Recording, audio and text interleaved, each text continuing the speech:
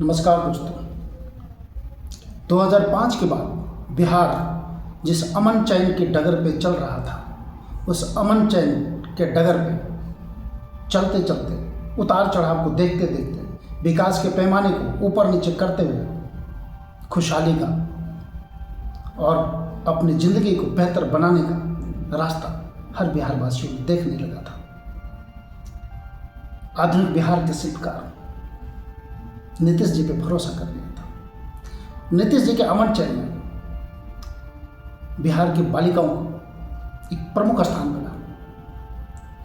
स्कूलों में पोशाकें दी गई, बच्चियों को साइकिल दी गई, शिक्षा की ओर कैसे अग्रसर हो बच्चियाँ इसके मुखालफत की गई और जितना हो सकता था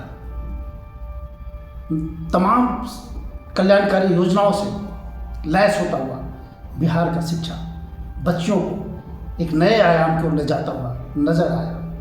बच्चियां भी बच्चों से कंधे मिलाकर हम बराबर हैं जैसी भावना को लेकर आगे बढ़ रहा था। जहां भारत दुनिया में अपनी ऊंचाई छू रहा था, बिहार अपने विकास के क्रम को और ऊपर कैसे करे। बच्चियां भी आगे निकलने लगी पढ़ाई के क्षेत्र में। जब आपने दरोगा के बहाली, पुलिस की बहाली में बच्चियों के लिए 50% का रिजर्वेशन कर दिया, हर थाने में बच्चियां नजर आने लगी। एक जो बेखौफ होकर लोग चल सके, छात्राओं में वो हौसला बढ़ा, वो जज्बाती हो गई और अपनी पढ़ाई को अंजाम देने के लिए पटना की गलियों में छात्राएं देखने लगी। लगा बिहार बदल चुका है, लगने भी लगा बिहार सच में बदल चुका है। शिक्षा का पहले भी हमने अलग जगाया हुआ था, हमें सिर्फ चिंगारी जलानी थी और वो आपने काम किया। बट आपके साख पे बट्टा जब लगता है तो हर बिहार के लोगों को एक सोचने के लिए मजबूर कर देता है। मुजफ्फरपुर के बालिका हत्याकांड पे भी आपके साथ दाव पे थे। आज नीट की छात्रा, जहानाबाद की छात्रा जो पटना में रह रही थी, हॉस्टल में जो हत्याकांड हुआ, हॉस्टल से होते हुए जो हॉस्पिटल, फिर हॉस्पिटल और फिर हॉस्पिटल, 3 हॉस्पिटल में जाते जाते बच्ची दम तोड़ गई। बट दम तोड़ने से पहले ये जो केस था, ये केस का जो भी सख्त हो सकता था, केस भी अपना दम तोड़ गया। अदालत की चौखट पर जाने से पहले ये केस का क्या होना और क्या नहीं होना, ये अब डिपेंड करता है एम्स के आने वाले रिपोर्ट पे। ये रिपोर्ट पोस्टमार्टम का क्या कहता है? बच्ची के साथ में सेक्सुअल असॉल्ट हुआ, जबकि पुलिस की थ्योरी कुछ और कह रही थी। पता नहीं पुलिस किसे बचाना चाहती थी। समाज भी अब बंटने लगा, सेलेक्टिव होने लगा। एक समाज एक अपने डॉक्टर को बचाना चाह रहा, दूसरे समाज अपने डॉक्टर को बचाना चाह रहा। शाहजहां को बचाने वाले आ चुके हैं, डॉक्टर सतीश को बचाने वाले आ चुके हैं, और इस तरह से इस केस का लीपअप होता हुआ पता नहीं। अब फॉरेंसिक रिपोर्ट और तमाम सच क्या कहेगा? क्या जो पोस्टमार्टम रिपोर्ट आया उसके अगेंस्ट रिपोर्ट आने वाला है? जो भी होने वाला है, इतनी बड़ी घटना पर आपकी चुप्पी और तत्काल कार्रवाई ना होना एक बहुत बड़ी संवेदनहीनता की ओर भी ले जा रहा है। जिस तरह से इस केस की लीपअप होती है, 6 तारीख की घटना थी, 9 तारीख जाकर संज्ञान लिया जाता है पुलिस प्रशासन के द्वारा, और वह भी किसी तरह से इस केस को रफा दफा करने की कोशिश में। 11 तारीख को जब बच्ची का मौत होता है, अब मामले को तुल दिया जा रहा था। वहाँ के पत्रकारों ने, यूट्यूबर, इन सब ने जब इस मुद्दे को आगे बढ़ाया, तब सरकार को लगा, प्रशासन को लगा कि एक प्रेस वार्ता की जाए, और उस प्रेस वार्ता में पुलिस फंस गई,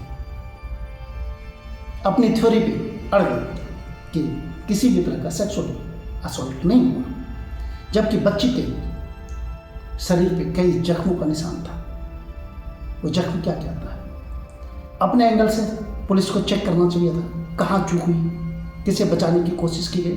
इन तमाम उलझनों, तमाम गुत्थियों को सुलझाने का अब SIT क्या कर पाएगा, क्योंकि 3 दिन में जो एविडेंस को कलेक्ट करना था उसे वाश कर दिया गया। ये जो नींद की गोली की बात जो की जा रही थी, ये तो आई वाश है, और इस आई वाश के आड़ में रहकर जहानाबाद तक जाकर सच को झूठ लगेगा। जिस तरह से आज से 27 साल पहले शिल्पी गौतम हत्याकांड का जो परिणति हुआ था, जो हश्र हुआ था, कुछ ऐसा ही होने वाला है। CBI उस रिपोर्ट को 4 साल के बाद क्लोजर रिपोर्ट में डाल दिया था, और आज तक इंसाफ शिल्पी गौतम हत्याकांड में नहीं मिल पाया।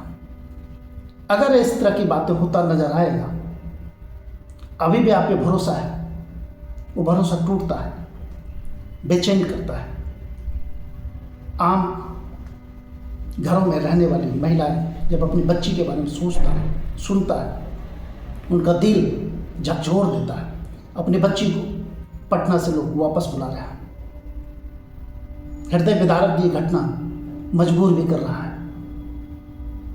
और इस तरह से बच्चियां अब अपने गांव में तैयारी करेंगी, ऑनलाइन तैयारी करेंगी। जिन बच्चियों ने अपने सपने को सजोया था, उस सपने का क्या होगा। सपने को मारना खुद को मरने जैसा लगेगा। कुछ बच्चे भी तो सपने देखे होंगे, घर में कहता होगा माँ बाप से, कल मैं डॉक्टर बनूंगी, कल मैं डॉक्टर बनूंगा। माँ बाप भी तो कह रहा होगा पूरा जमीन जायदाद बेच दूंगा तुम्हारे लिए, तुम अपने सपने को पूरा करो। उस सपने को पंख दे रहा होगा। अब उसका क्या होगा। जब बच्चे परिवार में अपने सपने की बात करता है तो माँ बाप का कलेजा बड़ा होता है। उस यथार्थ को अंजाम देने के लिए सब कुछ दांव पे लगा देता है।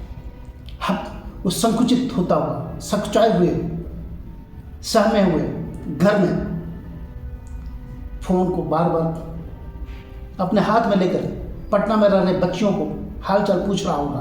कभी सुबह में, कभी शाम में, कभी दोपहर में। बच्चियां कभी कोचिंग जा रही होगी, फ़ोन को स्विच ऑफ कर दिया होगा। बच्चियां स्विच ऑफ करके फ़ोन अपनी पढ़ाई पे ध्यान दे रही होगी, तभी घर वाले फ़ोन करते होंगे। पता नहीं वहाँ को की स्थिति होगा। सोचिएगा, एक आम जनता, आम मध्यम वर्गीय बिहार के लोगों में किस तरह का माहौल होगा। ये माहौल ही तो बदलना था। 2005 से आपने ये माहौल ही तो बदलते रहे। ये माहौल पे किस तरह का ग्रहण फिर से लग गया है, इस ग्रहण को हटाइए। और महाभारत के महानायक जब अपनी चुप्पी साध लिया था तो हस्तिनापुर में महाभारत होने से किसी ने रोका नहीं, होना ही था। इसी तरह आज आपकी चुप्पी किसी और दिशा में विकास के रथ पे जो चढ़ा हुआ बिहार था, क्या उतर न जाए। आपकी चुप्पी बहुत वेदना दे रहा है। और रामायण का एक छोटा सा पात्र जब रावण से टकरा जाता है, अधम शरीर, माँ सीता को बचाने के लिए, आज तेजस्वी यादव को भी सड़कों पर उतरकर इसकी आवाज़ उठाना चाहिए, पुरजोर तरीके से खुद को झोंकना चाहिए था।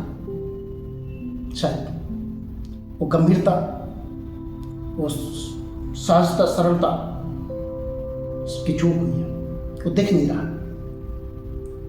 इस तरह से बिहार बदलने के लिए सेलेक्टिव अप्रोच नहीं, कलेक्टिव अप्रोच की जरूरत है। आज समाज भी 2 भागों में बढ़ता नजर आ रहा है। राजनीति भी नीत और नियत का परिचय दे रहा है। कौन स्वार्थी है और कौन निस्वार्थी। इस मुद्दे से किसे गुरेज है और किसे परहेज है, जनता सब देखती है। बट बिहार का नुकसान हो गया है। Thank you.